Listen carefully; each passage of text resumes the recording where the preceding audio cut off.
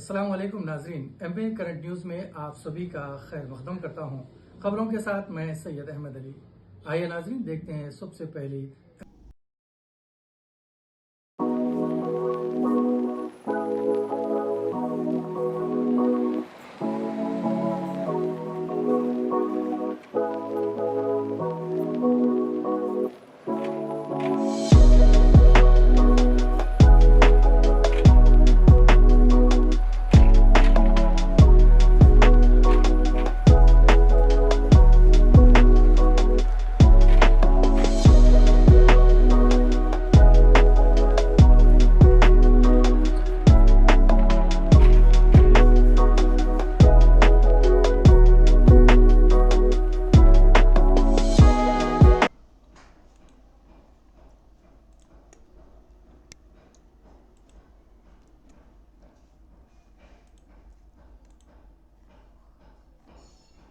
BRS के सरबराह के चंद्रशेखर राव ने आज बोधन असम्बली हल्के में इंतखाबी मुहिम चलाई। सीएम केसीआर ने बोधन में मुनक्किदा बीआरएस प्रजा आशीर्वाद सभा से खिताब किया, जिसमें बड़ी तादाद में लोगों ने शिरकत की। केसीआर ने बोधन के वोटर से बीआरएस उम्मीदवार शकील आमिर को वोट देने की अपील की। उन्होंने कांग्रेस उम्मीदवार पर सख्त तनकीद की। उन्होंने कहा कि मुल्क में मजहब व जात पात के नाम पर तनाव का माहौल है। उन्होंने कहा कि जमहूरियत को मुल्क में मजबूत करने से ही तरक्की आएगी और लोग खुशहाल जिंदगी गुजार सकेंगे। उन्होंने कहा कि बीआरएस को तरक्की के लिए वोट दें। उन्होंने कहा कि कांग्रेस पार्टी ने 50 साल के दौरान तेलंगाना के लिए कुछ भी नहीं किया, जबकि बीआरएस हुकूमत ने गुज़िश्ता 10 सालों से तेलंगाना को तरक्की की राह पर गामजन किया है। उन्होंने बोधन में तेलंगाना तहरीक की याद को ताज़ा किया। केसीआर ने बोधन से बीआरएस के उम्मीदवार शकील आमिर की सताइश की और अवाम से उन्हें दोबारा मुंतखब करने की अपील की। ప్రకటించాలని ప్రత్యేక విజ్ఞప్తి చేస్తూ ఈరోజు వేలాది మంది అక్కా చెల్లెలు అన్నదమ్ములు వచ్చి ఈ ఆశీర్వాద సభని విజయవంతం చేసిన అందరికీ కూడా నేను ప్రత్యేక ధన్యవాదాలు తెలియజేస్తా ఉన్నా। కేసీఆర్ గారి నాయకత్వం కార్ గుర్తుకే మనదేం గుర్తు కార్ గుర్తుకే కేసీఆర్ గారి నాయకత్వం జై తెలంగాణ। ఇప్పుడు గౌరవనీయులు పెద్దలు పూజ్యులు బీఆర్ఎస్ పార్టీ అధినేత శ్రీ కేసీఆర్ గారు మాట్లాడతారు।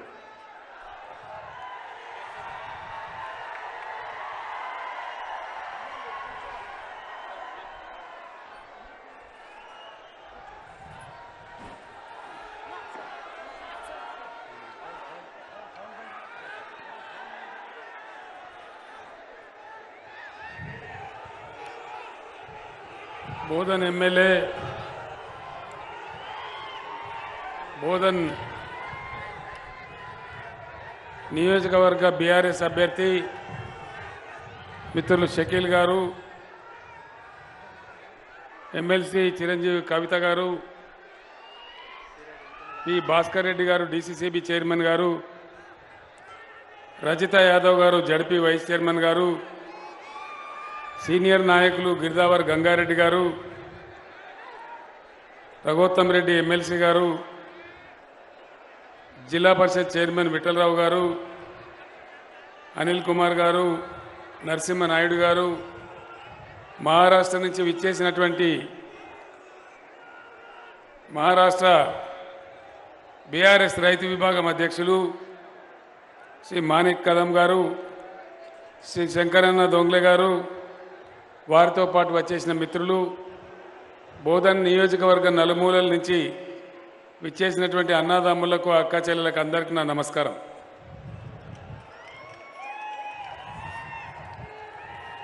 గడబడ బంద్ చేయాలి।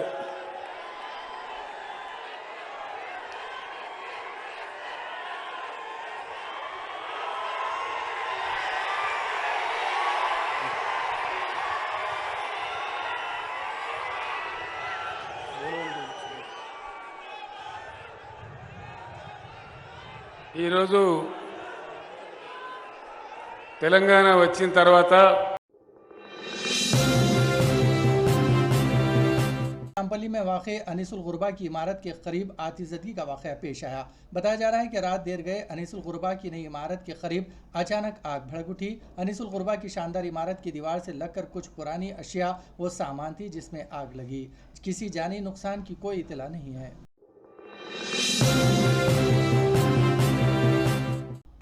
शहर हैदराबाद के नारायणगुड़ा इलाके में भैंसों की नुमाइश सदर फेस्टिवल बड़ी पैमाने पर मनाया गया। इस फेस्टिवल के लिए मुल्क के मुख्तलिफ हिस्सों से लाए गए भैंसों को खूबसूरती से सजाकर उनके साथ मुजाहरा किया गया। दिवाली के त्यौहार के मौके पर हर साल यादव तबका इस फेस्टिवल का अहतमाम करता है, जिसमें बड़े पैमाने पर भैंसों की नुमाइश की जाती है। शहर के नारायणगुड़ा और खैरताबाद में ये फेस्टिवल मनाया गया।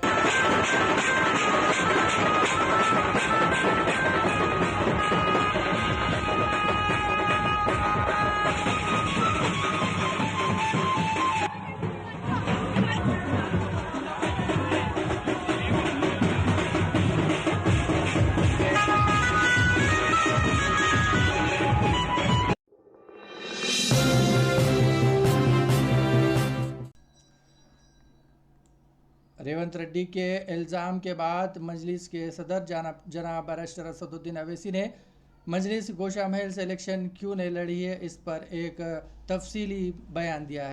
इल्ज़ाम कांग्रेस पार्टी का ये है आजकल कि असदुद्दीन अवैसी गोशा महल नहीं लड़ते।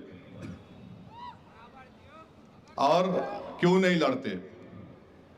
2009 में राजशेखर रेड्डी सीएम बने, अरे 4 में बने। मेरे अच्छे ताल्लुकात थे उनसे क्योंकि मैं एमएलए भी था उनके साथ। 2009 में मुकेश बने, मुकेश गौड़, हम उनकी मदद करें, उन्होंने जीत गए। 2014 में उन्होंने क्या हुआ, उन्होंने इलेक्शन लड़े, हार गए, हम नहीं लड़े।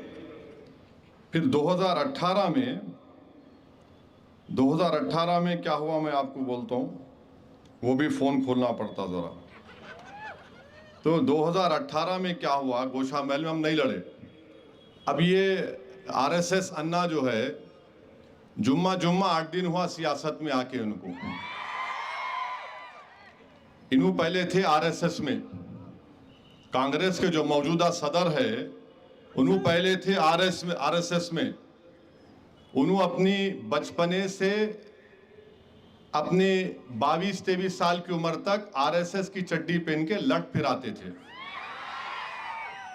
बाद में 3-4 साल पहले आरएसएस वाले बोले भाई 90 साल बहुत चड्डी पहन लिया, पैंट पहनेंगे, मगर इन्हों चड्डी पहन के लट फिराए। तो 2018 में क्या हुआ, गोशा महल में 61,000 के करीब उनको मिले, मलून को। तो बीजेपी को, माने सॉरी गलती से बोल दिया, बीजेपी, टीआरएस को मिले 44,000। कितना फर्क है भाई? 44 इनको, 61 इनको। कितना है? मैथ्स में मैं जरा कमजोर हूं। आरएसएस अन्ना तुम्हारे को आता मैथ्स? 44 से 61 कितना फर्क है बोलो आप? हाँ, 17,000 का फर्क है ना। कांग्रेस कितने वोट ली? सही बोले अम्मा, वोट 26,322 कांग्रेस ली। अरे मेरे पीछे पड़ गए। तुम ले रहे, उसको जिता रहे, तुम डील कर लिए, यहां पे हम काटते, एलबी नगर में मेरे को एमपी बना दो। 26,000 तुम लिए, 44,000 कांग्रेस ली, और मित्रों की पार्टी 61,000 ली। तुम क्या कान में, हमको समझ रहे हमारे कान में फूल है, बोलने पे आए तो तुम क्या, तुम्हारे बाप भी सामने नहीं ठहरते मेरे। अब आप हमारे को बोलना नहीं ठहरते वहां पे। अरे तेरे को जिताए थे ना 2009 में मुकेश को, 2014 में मुकेश को कोशिश करे, 2018 में तुम खड़े हो गए, बोल भी रहा था मत खड़े रहो, तुम खड़े होकर वोट काटे। नहीं, असद साहब के कॉन्स्टिट्यूंसी में हो, असद साहब के कॉन्स्टिट्यूंसी में बहुत लोग आए। असद साहब के कॉन्स्टिट्यूंसी में नेहरू जू भी है, क्या करूं मैं? असद साहब के कॉन्स्टिट्यूंसी में 4 मीनार भी है, हमारे बुजुर्ग बनाए सो है। किले गोलकुंडा भी है। 400 साल पुरानी मंदिर मेरे कॉन्स्टिट्यूंसी में है, 400 साल पुरानी। किसको भी नहीं मालूम, ये हैदराबाद है, इसकी खूबसूरती है। मालूम ना मालूम, बस अपने दखनीय कहावत है, दीवाने उठे सर को मुसल लपटे, बोलते इसका हाल वही है।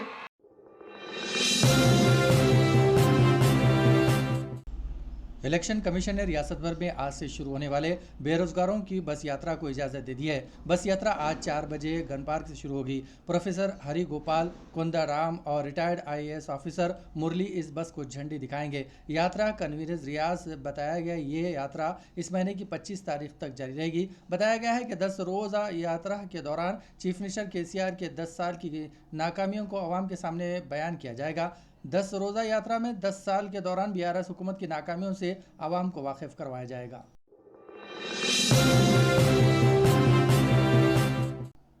इसराइल ने दरंगी और सिफाकी का मुजाहरा करते हुए गाज़ा के अल-शफ़ा अस्पताल पर टैंक चढ़ा दिए। बैनुल-अक़वामी मीडिया के मुताबिक काबिज़ इसराइली फ़ौजी गाज़ा के अल-शफ़ा अस्पताल में टैंकों समेत दाखिल हो गए। आईनी शाहिदीन के मुताबिक 6 इसराइली टैंक और 100 से ज़ायद इसराइली फ़ौजियों ने अस्पताल में घुसकर लोगों पर बदतरीन तशद्दुद किया और धमकियाँ दी। हमास की वज़ारत सेहत ने कहा कि इस वक्त अस्पताल में तकरीबन 2300 अफराद मौजूद है, जिनमें 650 मरीज़, 200 से 500 तक अमले के अफराद और तकरीबन 1500 तक आम शहरी मौजूद है। हमास ने अल-शफ़ा अस्पताल के मुहासरे और इसराइली हमले का जिम्मेदार अमरीकी सदर जो बाइडन को करार देते हुए कहा है कि इसराइल ने यह इक़दाम अमरीका की इजाज़त के बाद उठाया है। इसराइल अस्पताल को फ़ौजी मकासद के लिए इस्तेमाल करने का झूठा इल्ज़ाम लगाकर अस्पताल पर हमला कर रहा है।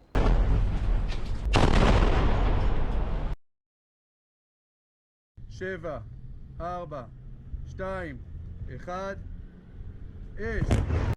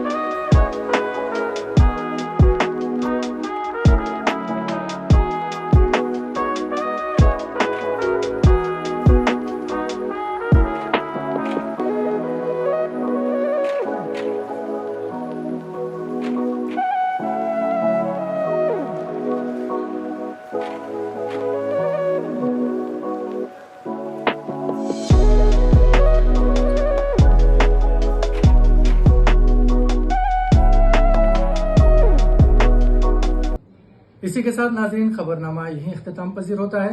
हमें सारी टीम के साथ इजाजत दीजिए और हाँ, MA करंट न्यूज को सब्सक्राइब करना और लाइक करना ना भूलें।